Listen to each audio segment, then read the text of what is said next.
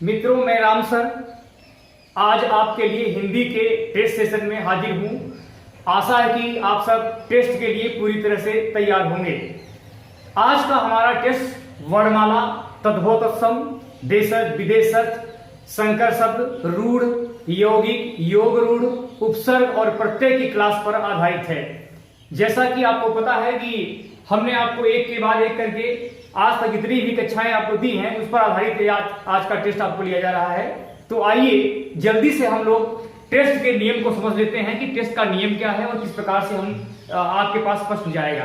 तो सबसे पहले आपके सामने स्क्रीन पर विकल्प के साथ बारी बारी से आपके पास प्रश्न आते जाएंगे और प्रश्न की ग्रेविटी के आधार पर हम आपको समय निर्धारित करेंगे कि किस प्रश्न को आपको कम समय दिया जाएगा, किसमें ज्यादा समय दिया जाएगा। तो जल्दी से आपको क्या करना है, कमेंट बॉक्स में आपको लगातार एक के बाद एक प्रश्नों का उत्तर देते रहना है। तो आइए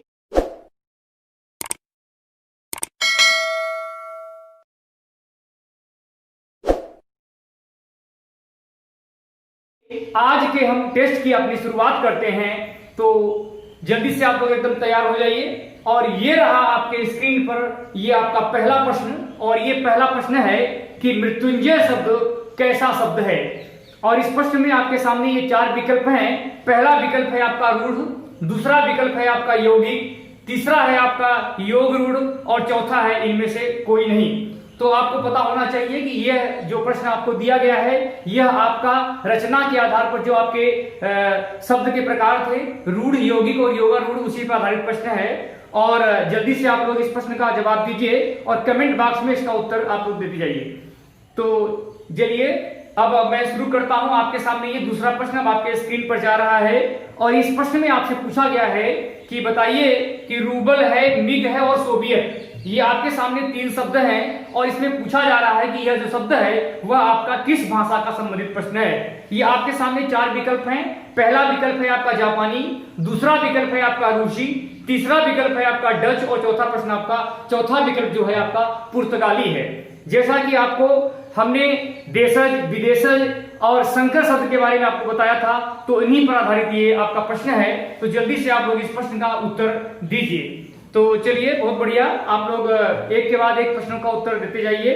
अब आपके सामने ये तीसरा प्रश्न जा रहा है और ये प्रश्न है कि वे शब्द जिनका कोई भी खंड नहीं हो सकता है, हमें बताना है कि उसे हम क्या कहते हैं। ये आपके सामने चार विकल्प हैं। पहला है आपका योग रूढ़, दूसरा है आपका यौगिक, तीसरा है रूढ़ और चौथा विकल्प है आपका इनमें से कोई नहीं। तो जल्दी से आपको इसको पहचान करके इस प्रश्न का उत्तर देना है। बहुत बढ़िया।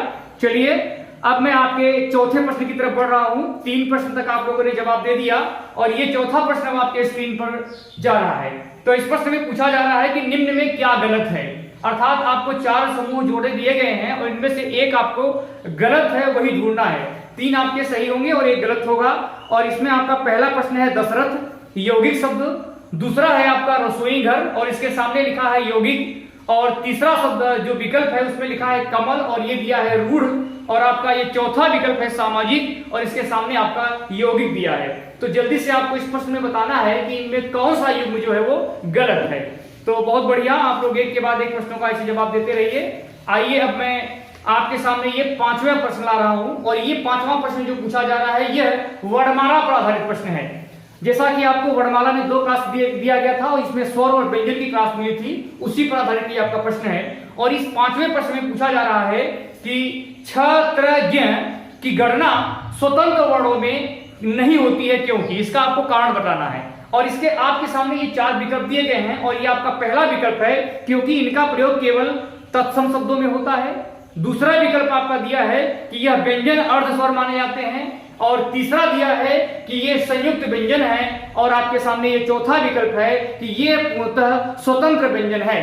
तो आपको जल्दी से इन चारों विकल्पों में से वह विकल्प ढूंढना है जो आपको सही लगता हो। तो जल्दी से आपको कमेंट बॉक्स में इसका उत्तर देते जाइए। तो चलिए, बहुत बढ़िया मित्रों, इस टेस्ट सेशन को आप जल्दी से आप लोग शेयर कर दीजिए जिससे कि मैं अब अगले प्रश्न की तरफ बढ़ सकूं। तो जल्दी से आप लोग इस टेस्ट सेशन को शेयर कर दीजिए जिससे और भी लोग इसका फायदा उठा सके। तो चलिए, बहुत बढ़िया बहुत बढ़िया। ये आपके सामने ये छठा प्रश्न आपके सामने जा रहा है और इस प्रश्न में आपको पूछा गया है कि निम्न में कौन सा युग्म गलत है। और ये आपके सामने 4 विकल्प हैं और ये प्रश्न जो है आपका आधारित है कि ये प्रश्न जो है वो किस भाषा संबंधित प्रश्न है। तो पहला है आपका रिक्शा और आपको बताना है कि रिक्शा एक जापानी भाषा का प्रश्न है, क्या ये सही है? आपको गलत ढूंढना है। कारतूस शब्द है फ्रेंच भाषा का दिया गया है, ताश के सामने आपका पुर्तगाली भाषा दिया है और सितार के सामने आपका फारसी भाषा दिया है। तो जल्दी से आप लोग इस प्रश्न को समझिए और इस प्रश्न का उत्तर कमेंट बॉक्स में पहले की भांति आप लोग एक के बाद एक करके देते जाइए। चलिए, बहुत बढ़िया। और ये आपका 6 प्रश्न तक आपका समाप्त हो गया है। अब ये आपका 7वां प्रश्न अब स्क्रीन पर आपका जा रहा है और इस प्रश्न में पूछा गया है कि निम्न में कौन सा शब्द अंग्रेजी भाषा का नहीं है। अर्थात आपके सामने ये 4 विकल्प दिए गए हैं। इन 4 विकल्पों में 3 विकल्प आपके जो है वो अंग्रेजी भाषा के हैं और 1 विकल्प आपका अंग्रेजी से हट करके किसी दूसरी भाषा से लिया गया शब्द है। तो आपके सामने ये 4 विकल्पों में से पहला विकल्प है प्लेटफॉर्म, दूसरा विकल्प है आपका साइकिल, तीसरा विकल्प है आपका कर्नल और चौथा विकल्प है आपका ऑफिस। तो जल्दी से आपको यह पहचानना है कि दिया गया शब्द ऐसा ढूंढना है जो कि अंग्रेजी भाषा का शब्द न हो। बहुत बढ़िया बहुत बढ़िया, आप लोग अच्छा कर रहे हैं। आइए अब मैं बढ़ता हूं आपके अगले प्रश्न और ये 8वां प्रश्न आपके सामने जा रहा है। इस प्रश्न में पूछा जा रहा है कि इनमें से कौन सा शब्द ऐसा है जो कि विदेशी भाषा का शब्द नहीं है। ये आपके सामने 4 विकल्प हैं। पहला विकल्प है आपका हलचल, दूसरा विकल्प है आपका खुराक, तीसरा विकल्प है आपका मजिस्ट्रेट और ये चौथा आपका है बारूद। तो जल्दी से आपको बताना है कि ये दिया गया शब्द ऐसा शब्द ढूंढना है जो कि विदेशी भाषा का शब्द न हो। अर्थात आपके सामने ये 3 विकल्प जो हैं वो विदेशी भाषा के होंगे और कोई भी एक विकल्प ऐसा होगा जो कि विदेशी भाषा का विकल्प नहीं होगा, आपको वही ढूंढना है। तो चलिए, बहुत बढ़िया। इसी प्रकार से आप लोग प्रश्नों का जवाब देते रहिए। अब आपके सामने ये 9वां प्रश्न अब आपके सामने स्क्रीन पर दिख रहा होगा और इस प्रश्न में पूछा जा रहा है कि निम्न में कौन सा शब्द तद्भव नहीं है। जल्दी से आपको इस प्रश्न का जवाब देना है। तद्भव तत्सम क्लास पर आधारित ये आपका प्रश्न है और ये आपके सामने 4 विकल्प हैं और पहला विकल्प है आपका दिवाली, दूसरा विकल्प है आपका पत्थर, तीसरा विकल्प है आपका नारिकेल और चौथा विकल्प है आपका लांघना। तो जल्दी से आपको वह ढूंढना है कि जो तद्भव ना हो, अर्थात तद्भव नहीं होगा तो तत्सम होगा। जल्दी से आपको इस प्रश्न का उत्तर विकल्प के माध्यम से आपको मैसेज बॉक्स में देना है। तो जल्दी जल्दी आप लोग बहुत बढ़िया कर रहे हैं। आइए अब मैं बढ़ता हूं आपके अगले और 10वें प्रश्न की तरफ और ये 10वां प्रश्न अब आपके स्क्रीन पर दिख रहा होगा। इस प्रश्न में पूछा जा रहा है कि वे शब्द जो 2 या 2 से अधिक सार्थक खंडों से बनते हैं उसे हम क्या कहते हैं। ये आपके सामने 4 विकल्प है। पहला है रूढ़, दूसरा है योग रूढ़, तीसरा है आपका यौगिक और चौथा है इनमें से कोई नहीं। जैसा कि आपको पता है कि यह जो प्रश्न आपका है वह रूढ़, यौगिक और योग रूढ़ जो शब्द रचना के अनुसार आपके शब्दों के प्रकार थे उस क्लास पर आधारित प्रश्न है। तो जल्दी से आप लोग इस प्रश्न का विकल्प के माध्यम से उत्तर दीजिए। बहुत बढ़िया, वेरी गुड। चलिए, अब मैं आपके सामने 11वां प्रश्न ला रहा हूं और इस 11वें प्रश्न में आपको पूछा जा रहा है कि धातु में प्रत्यय जोड़ने से बने शब्द क्या कहलाते हैं। ये आपके सामने 4 विकल्प है। पहला विकल्प है आपका विशेषण, दूसरा विकल्प है आपका तद्धितांत, तीसरा विकल्प है आपका कृदंत और चौथा विकल्प है आपका क्रिया। जैसा कि पता होना चाहिए आपको कि यह जो प्रश्न आपका है वह हमारी अभी लेटेस्ट आपकी जो क्लास प्रत्यय की हुई है उस क्लास पर आधारित ये प्रश्न है।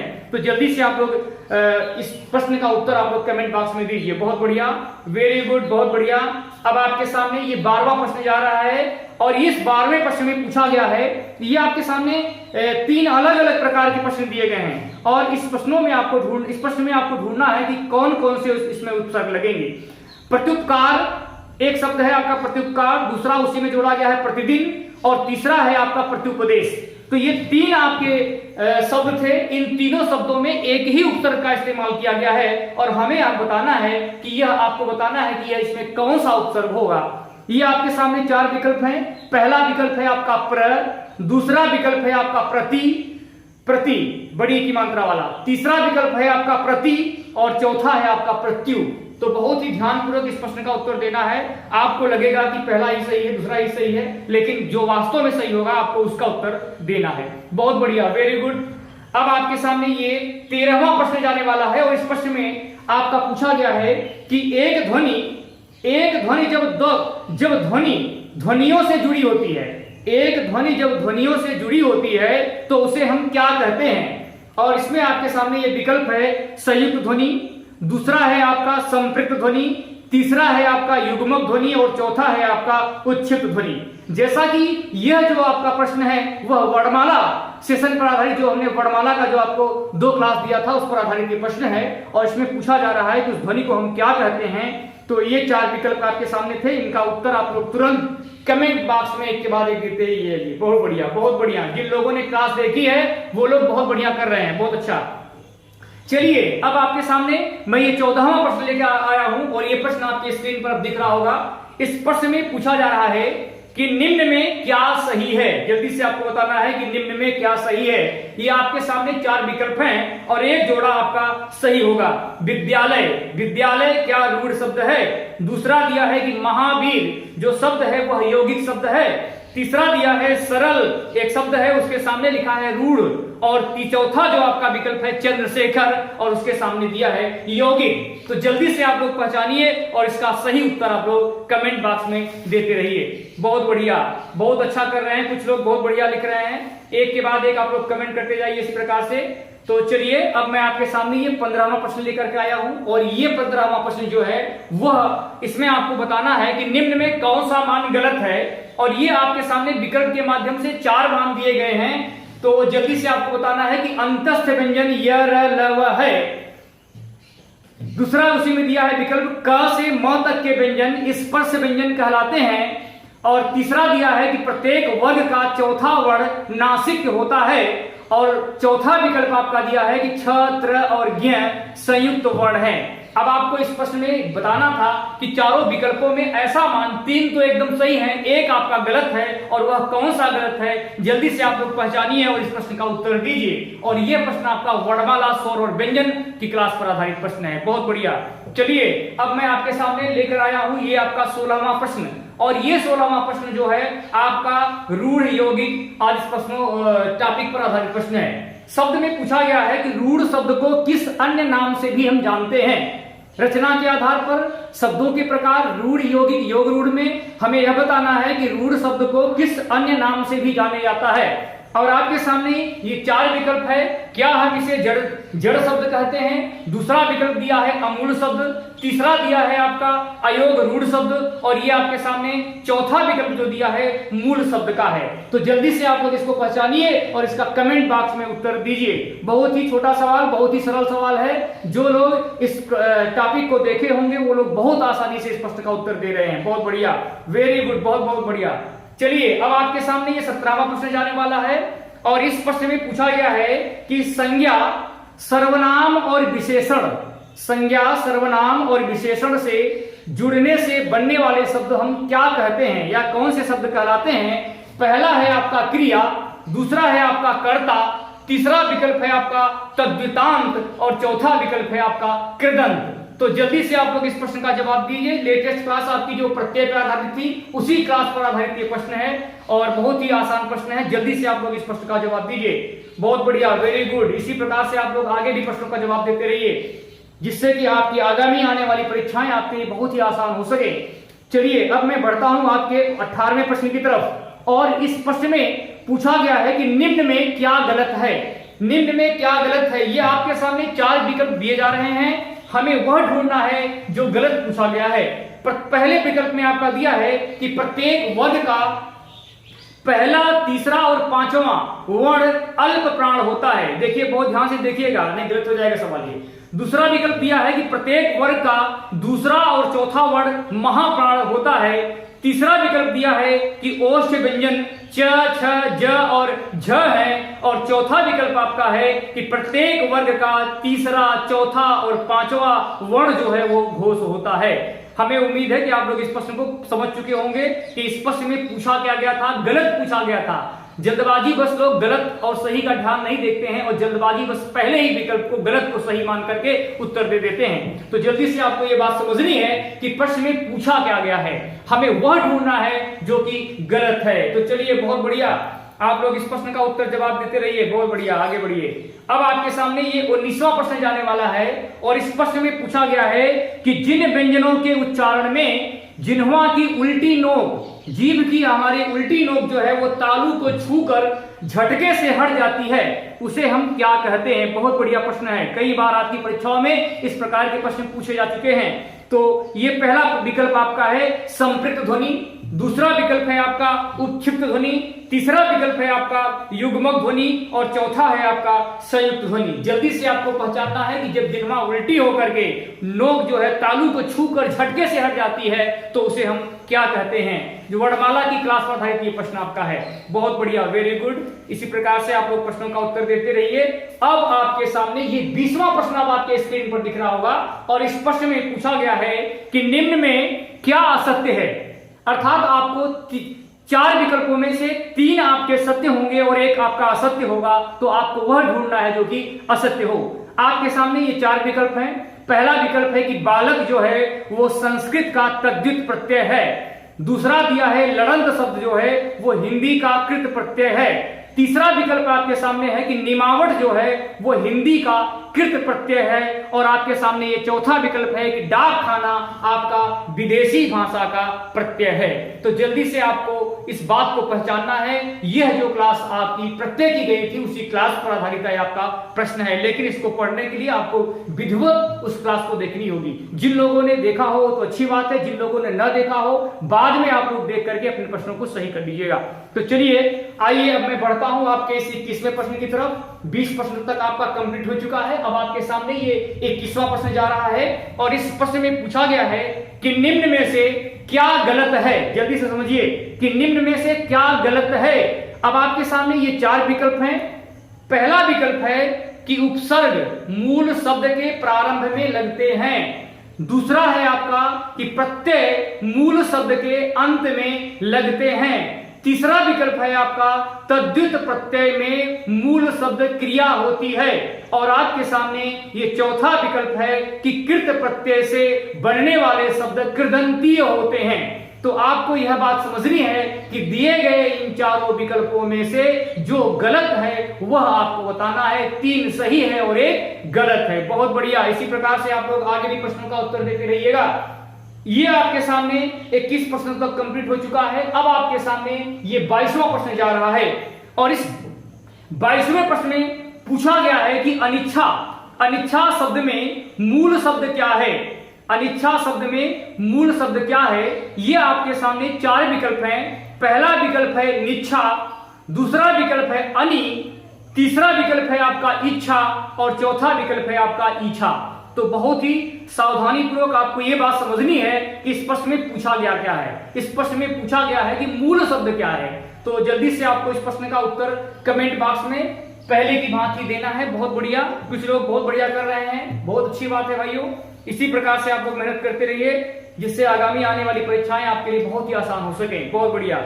चलिए अब आपके सामने ये 23वां प्रश्न जा रहा है और इस प्रश्न में पूछा गया है कि निम्न में क्या सही है। देखिए ये प्रश्न बदल गया। अभी तक जो प्रश्न था आपके सामने वो क्या गलत की बात हो रही थी, लेकिन अब जो आपका ये 23वां प्रश्न गया है इसमें पूछा गया है कि निम्न में से क्या सही है। इसका मतलब है कि आपके सामने जो 3 विकल्प होंगे वो गलत होंगे और 1 विकल्प आपका सही है। आपको सही वाला ढूंढना है। तो चलिए ये आपके सामने 4 विकल्प हैं। पहला विकल्प है आपका कि उपसर्ग और प्रत्यय में मूल शब्द अविकारी शब्द होते हैं। दूसरा विकल्प है आपका कि प्रत्यय का पृथक रूप से अर्थ होता है।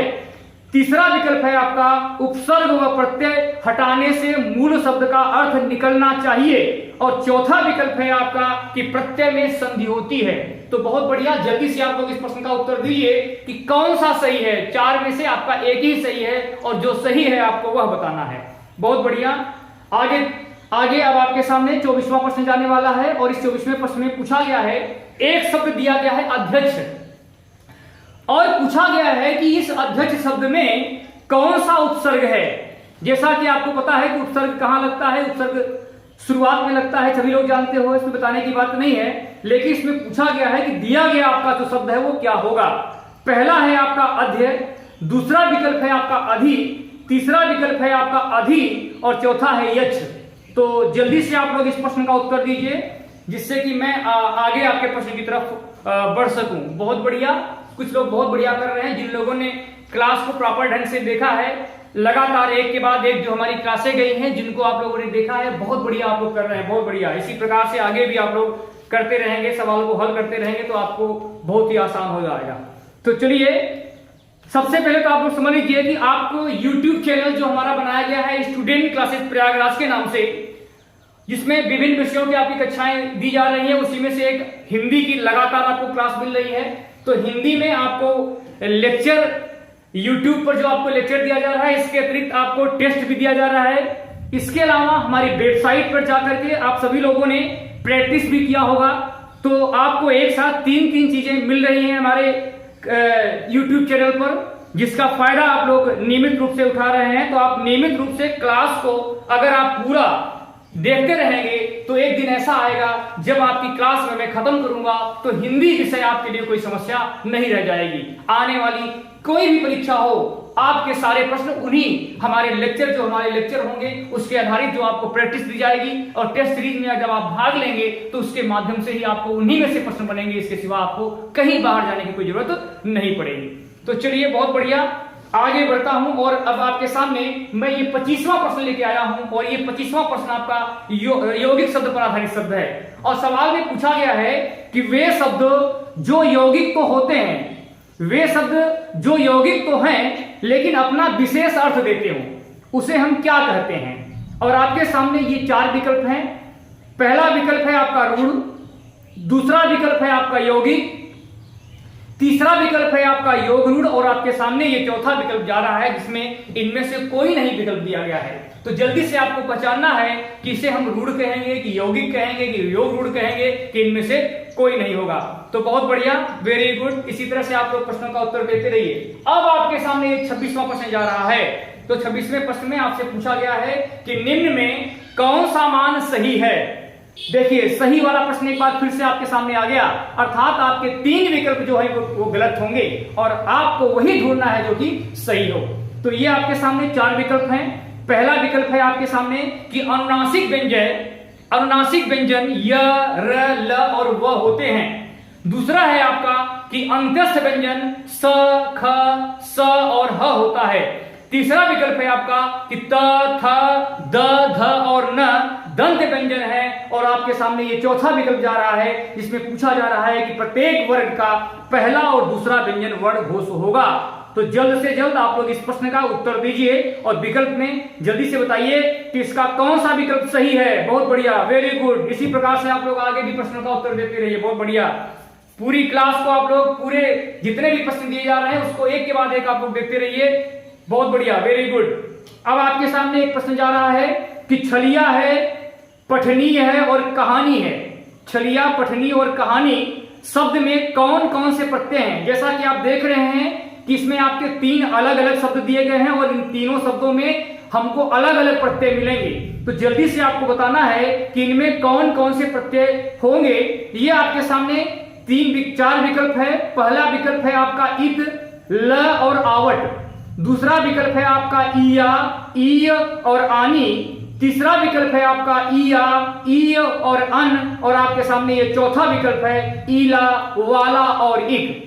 तो जल्दी से आप लोग इस प्रश्न का उत्तर बहुत बढ़िया तरह से कमेंट बॉक्स में पहले की बात देते रहिए। बहुत बढ़िया, वेरी गुड। इसी प्रकार से आप लोग प्रश्नों का जवाब देते रहिए। अब आपके सामने ये 28वां प्रश्न जा रहा है और इस प्रश्न में पूछा गया है कि निम्न में कौन सा शब्द कृदंत है। निम्न में कौन सा शब्द कृदंत है। पहला विकल्प है आपका गंतव्य, दूसरा विकल्प है आपका सर्वथा, तीसरा विकल्प है आपका चिकनाहट और ये आपके सामने चौथा विकल्प गया है ससुराल। तो जल्दी से आप लोग ये समझिए कि कौन सा शब्द ऐसा है जो कि कृदंत है।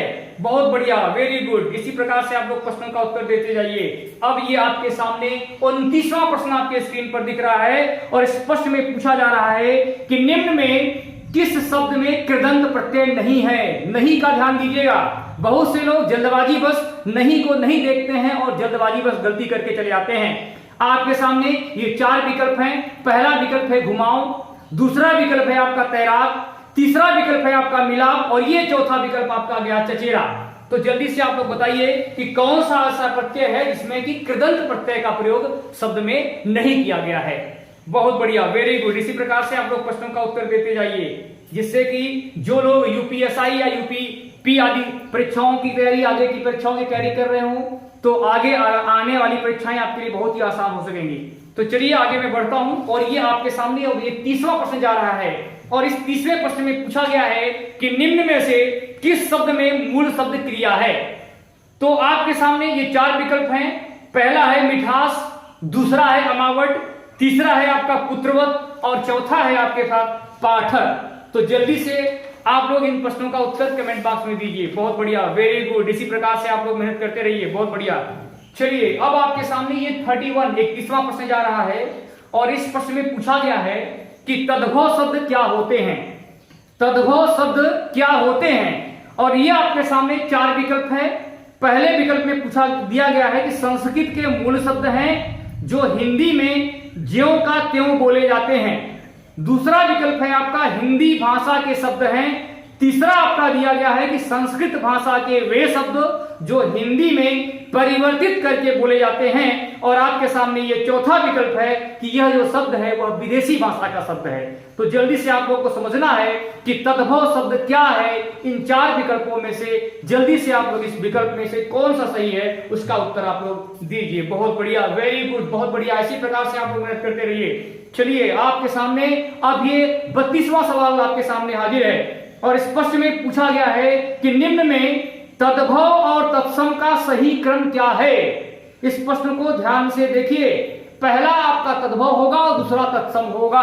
सही क्रम आपको ढूंढना है।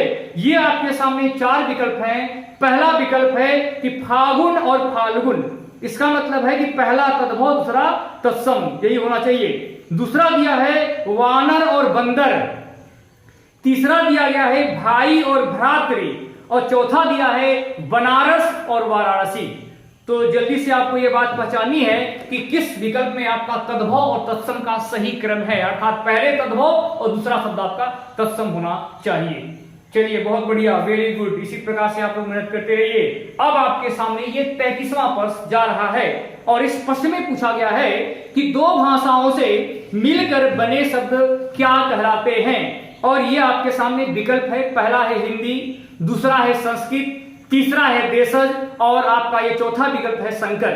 यह आपका जो प्रश्न है हमारी आपकी क्लास जो थी, जिसमें कि आपको हमने देशज, विदेशज और संकर शब्द के बारे में बताया था, उसी क्लास पर आधारित ये प्रश्न है। जैसा कि हमने आपको पहले ही बता दिया था कि जो आपका जो टेस्ट होने वाला है वह आपके पूरे आज तक हमने जितनी भी क्लासें ली, जितने भी क्लास आपके YouTube पे हमारे गए, उन क्लास पर आधारित आपके प्रश्न हैं। तो बहुत बढ़िया, जिन लोगों ने प्रश्नों को देखा था वो लोग बहुत बढ़िया हल कर रहे हैं, प्रश्न का उत्तर दे रहे हैं। वेरी गुड, बहुत बढ़िया। चलिए अब आपके सामने ये 34वां प्रश्न जा रहा है, और इस 34वें प्रश्न में पूछा जा रहा है कि निम्न में कौन सा तद्भव शब्द है। पहला है विकल्प आपका कार्य, दूसरा विकल्प है आपका कर्पूर, तीसरा विकल्प है आपका गणेश, और चौथा है आपका चंद्रिका। तो जल्दी से आपको यह छांटना है कि कौन सा तद्भव है। इसका मतलब है कि 3 विकल्प आपके तत्सम होंगे और 1 विकल्प आपका तद्भव होगा। वही आपको अलग करना है कि कौन सा तद्भव है। तो बहुत बढ़िया, वेरी गुड। इसी प्रकार से आप लोग मेहनत करते रहिए। आगे अब आपके सामने 35वां प्रश्न जा रहा है, और ये 35वां प्रश्न दिया गया है कि निम्न में कौन सा शब्द देशज है। और आपके सामने ये 4 विकल्प हैं। पहला है लिफाफा, दूसरा है आपका लोटा, तीसरा है आपका मनी ऑर्डर, और चौथा है गोदाम। अगर आप लोगों ने हमारी क्लास देशज, विदेशज और संकर शब्द आज शब्दों के बारे में देखा होगा तो बहुत बढ़िया आप इस प्रश्न का उत्तर कर रहे हैं। बहुत बढ़िया, वेरी गुड। जिन लोगों ने पढ़ा होगा वो बहुत बढ़िया उत्तर कर रहे हैं। बहुत बढ़िया, वेरी गुड। चलिए अब मैं बढ़ता हूं आपके ये 36वें प्रश्न की तरफ, और ये 36वां प्रश्न अब आपके स्क्रीन पर दिख रहा है, और इस प्रश्न में पूछा जा रहा है कि निम्न में कौन सा शब्द है जो कि तत्सम है।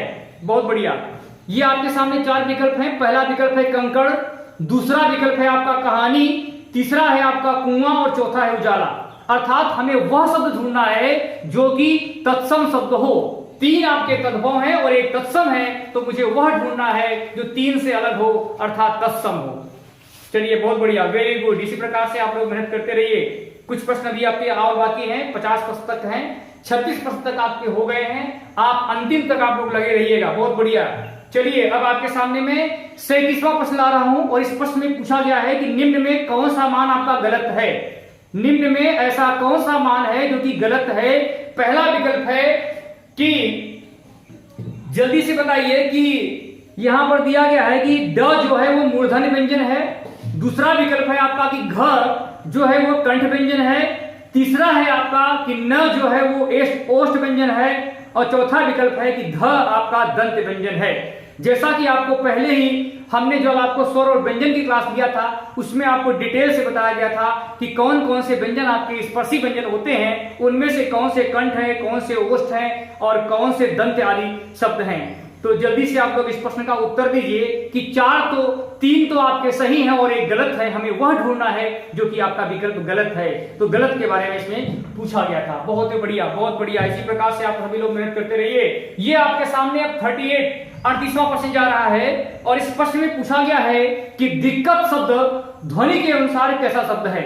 ये आपके सामने एक 4 विकल्प हैं।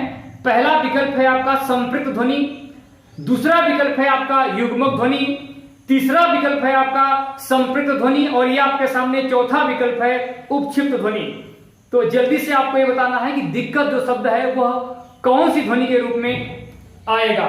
जल्दी से आप लोग इस प्रश्न का उत्तर दीजिए। वर्णमाला के क्लास को अगर आप लोगों ने देखा होगा तो इस प्रश्न का उत्तर बहुत ही आसानी से दे पाएंगे। जिन लोग किसी भी कारणवश उत्तर नहीं दे पा रहे हो, कुछ प्रश्न गलत हो सकते हैं, तो ऐसे प्रश्नों को आप लोग क्या करिएगा कि हमारे YouTube की क्लास में जाकर के एक के बाद एक आप क्रमबद्ध तरीके से अगर आप पूरी क्लास को देखते जाएंगे और क्लास को देखने के पश्चात आपको हमारे डिस्कशन बॉक्स में जाकर के आपको जो लिंक मिलेगा उस लिंक पे जाकर के आपको प्रत्येक चैप्टर की समाप्ति के बाद आपको प्रैक्टिस क्लास मिलेगी, उसको आप लोग देख लीजिएगा। तो जिससे कि आगामी आने वाली परीक्षाएं आपके बहुत ही आसान हो जाएगी। चलिए बहुत बढ़िया। 39वां प्रश्न अब आपके सामने स्क्रीन पर जा रहा है और इस प्रश्न में पूछा गया है कि निम्न में किस शब्द में स्त्री प्रत्यय का प्रयोग नहीं हुआ है। अब आपके सामने ये 4 विकल्प हैं। पहला है गृहिणी, दूसरा है आपका रिश्तेदारी, तीसरा है आपका बिटिया और चौथा है आपका टिकाऊ। तो जल्दी से आपको यह बात बतानी है कि इसमें कौन सा शब्द ऐसा है जिसमें कि स्त्री प्रत्यय का प्रयोग नहीं किया गया है। 3 शब्द ऐसे हैं जिनमें आपका स्त्री प्रत्यय का प्रयोग हुआ है और वह ढूंढना है जिसमें स्त्री प्रत्यय का प्रयोग नहीं हुआ है। तो आप लोग ध्यान दीजिए कि अगर आप लोगों ने सही ढंग से प्रत्यय पढ़ लिया तो आप लोग यह बात जानना सीख जाएंगे कौन सा शब्द स्त्रीलिंग है, कौन सा पुल्लिंग है, क्योंकि प्रत्यय के माध्यम से भी आप स्त्रीलिंग पुल्लिंग आदि की पहचान कर सकते हैं। तो चलिए बहुत बढ़िया। ये 39 प्रश्नों तक आप लोगों ने बहुत बढ़िया जवाब दिया। आइए अब मैं बढ़ता हूं आपके इस 40वें प्रश्न की तरफ और इस 40वें प्रश्न में पूछा जा रहा है कि शब्द रचना के अनुसार घनश्याम शब्द कैसा शब्द है। ये आपके सामने 4 विकल्प हैं। पहला विकल्प है आपका रूढ़, दूसरा विकल्प है आपका यौगिक, तीसरा विकल्प है आपका योग रूढ़ और चौथा विकल्प है इनमें से कोई नहीं। तो जल्दी से आप लोग इस प्रश्न का उत्तर दीजिए कि घनश्याम शब्द को हम कौन सा शब्द कहेंगे। चलिए बहुत बढ़िया, वेरी गुड। कुछ लोग बहुत बढ़िया जवाब दे रहे हैं, अच्छी बात है, बहुत बढ़िया। चलिए अब आपके सामने ये 41वां प्रश्न जा रहा है और इस प्रश्न में पूछा गया है कि निम्न में से क्या सही है। 4 विकल्प दिए गए हैं, 3 आपके गलत हैं और एक आपका सही है, वही ढूंढना है। सवाल में 4 विकल्प हैं। पहला विकल्प है लाइब्रेरी, ये दिया गया है कि पुर्तगाली शब्द है। रूबल रूसी शब्द है।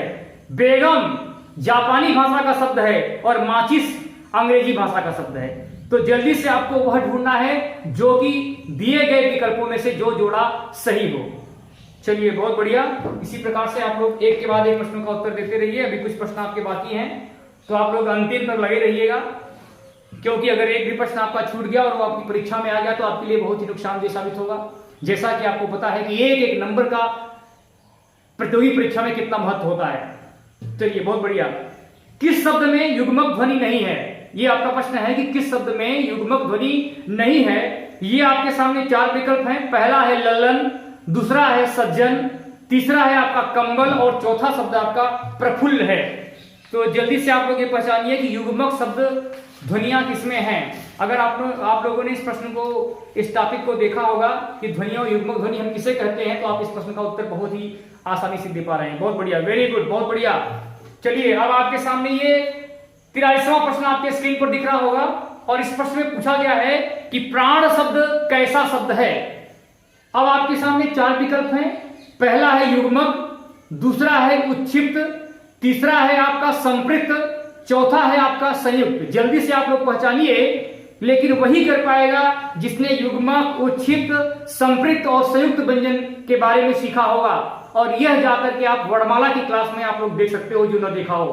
तो जल्दी से आप लोग जिनको पता हो वो इस प्रश्न का उत्तर कमेंट बॉक्स में इसी तरह देते रहिए। बहुत बढ़िया, वेरी गुड, बहुत बढ़िया। चलिए अब आपके सामने ये 44वां प्रश्न जा रहा है। इस प्रश्न में पूछा गया है कि आल्पिन, गमला और कमीज। आल्पिन है, गमला है और क्या है, कमीज है। ये 3 शब्द हैं और तीनों शब्द एक ही भाषा से हैं। तो पूछा जा रहा है कि ये 3 जो शब्द हैं वो किस भाषा के शब्द हैं। ये आपके सामने 4 विकल्प हैं। पहला विकल्प है आपका पुर्तगाली भाषा के, दूसरा विकल्प है आपका जापानी का, तीसरा विकल्प है आपका तुर्की का और चौथा विकल्प है आपका फ्रेंच। तो जल्दी से आप लोग पहचानिए कि यह किस भाषा का शब्द है। जैसा कि आपको पहले ही हमने देशज, विदेशज, संकर राज शब्द की क्लास जो थी उसमें आपको डिटेल रूप से बताया गया है। तो चलिए बहुत बढ़िया, कुछ लोग इस प्रश्न का उत्तर बहुत आसानी से दे पा रहे हैं। बहुत बढ़िया। चलिए अब मैं आपके सामने ये 45वां प्रश्न लेके आया हूं और ये 45वां प्रश्न अब आपके स्क्रीन पर दिख रहा होगा। इस प्रश्न में पूछा जा रहा है कि निम्न में कौन सा शब्द ऐसा है जो कि विदेशी भाषा का शब्द नहीं है। नहीं का ध्यान रखना है भाइयों। अब आपके सामने 4 विकल्प हैं। पहला दिया है चाकू, दूसरा दिया है लुटिया, तीसरा दिया है तंबाकू और चौथा दिया है पादरी। तो जल्दी से आप पहचानिए कि इनमें ऐसा एक कौन सा शब्द है जो कि विदेशी भाषा का नहीं है। इससे क्या सिद्ध हो रहा है कि 3 शब्द आपके जो है वो विदेशी भाषा के हैं, केवल और केवल एक कोई शब्द जो है वो विदेशी भाषा का नहीं है, उसी को हमको ढूंढना है। चलिए बहुत बढ़िया, 45 प्रश्नों तक हो गया है। 5 प्रश्न अब आपके सामने और हैं, एक के बाद एक करके आपके प्रश्न आपके सामने आने वाले हैं। 46वां प्रश्न आपके स्क्रीन पर जा रहा है और इस प्रश्न में पूछा जा रहा है कि निम्न में से क्या गलत है। पहला विकल्प है कि स्वरों की संख्या 11 होती है। दूसरा विकल्प है कि अयोगवाह शब्द अन और अ होते हैं। तीसरा विकल्प है कि मूल स्वर बड़ा आ, छोटी ई और बड़ा ऊ होता है और चौथा विकल्प है आपका कि व्यंजनों की संख्या 41 है। तो जल्दी से आप लोग इस प्रश्नों का उत्तर दीजिए। इसको पढ़ने के लिए आपको डिटेल इसके बारे में पूरी जानकारी स्वर और व्यंजन के चैप्टर को आपको देखना होगा। तो जो लोग देखे होंगे बहुत बढ़िया वो कर रहे हैं, एक के बाद एक करके आप लोग उत्तर दे रहे हैं, बहुत बढ़िया बात है। चलिए अब मैं आपके सामने ये 47वां प्रश्न लेकर के आपके बीच आया हूं और ये 47वां प्रश्न आपके बीच जा रहा है, स्क्रीन पर आपको दिख रहा होगा। और इस प्रश्न में पूछा जा रहा है कि ए और अ वर्ण जो है वो क्या कहलाते हैं।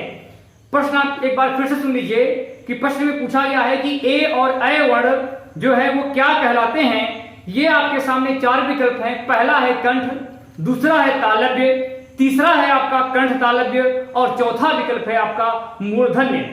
तो जल्दी से आप लोग इस प्रश्न का उत्तर दीजिए। जैसा कि आप लोग जानते हैं कि हिंदी ऐसा सब्जेक्ट है जिसका उत्तर देने के लिए बहुत ज्यादा समय की आपको जरूरत नहीं है। अगर आप लोगों ने प्रश्न को सही ढंग से समझ दिया तो आपका उत्तर एक सेकंड में आप उसका उत्तर तुरंत दे सकते हैं। प्रश्न गया नहीं कि आपका उत्तर आपके जुबान पे होना चाहिए, ठीक है ना। तो बहुत बढ़िया, जल्दी जल्दी आप लोग इसी प्रकार से प्रश्नों का उत्तर देते रहिए। 3 प्रश्न और बचा हुआ है। चलिए आप लोग लगे रहिए, अंत तक आप लोग देखिएगा। तो चलिए 48वां प्रश्न आपके स्क्रीन पर जा रहा है और इस प्रश्न में पूछा जा रहा है कि आगत शब्द किस भाषा के शब्द नहीं है। आगत शब्द जो है वो किस भाषा के शब्द नहीं होंगे। तो पहला विकल्प है आपका अंग्रेजी, दूसरा विकल्प है आपका अरबी, तीसरा विकल्प है आपका फारसी और चौथा है देशज। तो जल्दी से आप लोग समझ जाइए कि आगत शब्द हम किसे कहते हैं। जब आप ये पढ़े होंगे तो आप इस प्रश्न का उत्तर बहुत ही आसानी से दे पा रहे हैं। बहुत बढ़िया, वेरी गुड, कुछ लोग बहुत अच्छा कर रहे हैं। चलिए बहुत बढ़िया, ये 48 प्रश्न तक आपका कंप्लीट हो चुका है। अब ये आपके सामने 49वां प्रश्न आपके सामने जा रहा है और इस प्रश्न में पूछा गया है कि संयोग शब्द में कौन सा उपसर्ग है। इस प्रश्न को ध्यान से सुनिए। संयोग शब्द में कौन सा उपसर्ग है। पहला विकल्प है आपका सन, दूसरा विकल्प है आपका योग, तीसरा विकल्प है आपका सम और चौथा है आपका सर। तो जल्दी से आप लोग तो जल्दी से आप लोग इस प्रश्न का उत्तर दीजिए। उपसर्ग, जैसा कि आपको पता है उपसर्ग कहां लगता है, मैं बता चुका हूं पहले से कि उपसर्ग कहां लगते हैं, प्रत्यय कहां लगते हैं। इस आधार पर आप इस प्रश्न का उत्तर बहुत ही आसानी से दे सकते हैं। चलिए बहुत बढ़िया, वेरी गुड। अब आपके सामने ये अंतिम प्रश्न अर्थात ये आपका 50वां प्रश्न जा रहा है और इस प्रश्न में आपको पूछा गया है कि निम्न में कौन सा शब्द ऐसा है जो कि संस्कृत भाषा के उपसर्ग युक्त नहीं है। अर्थात 4 शब्दों में एक शब्द ऐसा है जिसमें संस्कृत भाषा के उपसर्ग का प्रयोग नहीं किया गया है, वही शब्द हमको ढूंढना है। पहला विकल्प है आपका अभ्युदय, दूसरा विकल्प है आपका अपशब्द, तीसरा विकल्प है आपका सहपाठी और ये चौथा विकल्प है आपका परिजन। तो ये आपका आज की क्लास यहीं पर समाप्त हुई। तो आप लोग जल्दी से आप लोग एक बार समझ लीजिए कि हमने आपको आज जो ये 50 टेस्ट कराए वो टेस्ट किस पे आधारित थे। जैसा कि मैंने पहले ही बताया कि आज तक जितना आपका टेस्ट हुआ था, जितने भी क्लासें दी गई थी, उन क्लासों पर आधारित आपका ये टेस्ट हुआ, आज का ये संपन्न हुआ।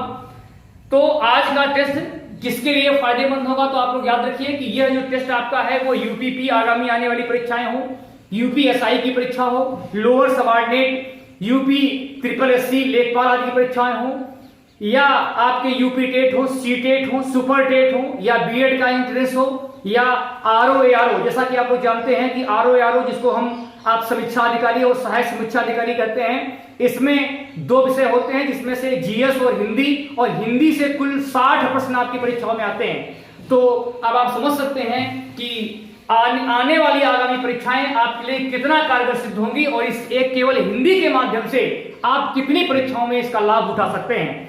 तो इसीलिए हमने जो कुछ भी प्रश्न आपके लिए तैयार किए हैं वो इस प्रकार से तैयार किया है कि चाहे वो लोअर सबऑर्डिनेट का पेपर हो, चाहे आपका आरओ का हो, चाहे यूपी टेट, सुपर टेट आदि विभिन्न परीक्षाओं के पेपर हो, उनसे मिला करके हमने आपको जो प्रैक्टिस क्लास के बाद जो आपको प्रैक्टिस दी जाती है उन्हीं प्रश्नों पर आधारित हम आपको प्रश्न देते हैं, जिससे कि आगामी आने वाली परीक्षाओं में आपको उन्हीं से प्रश्न आपको मिल सके।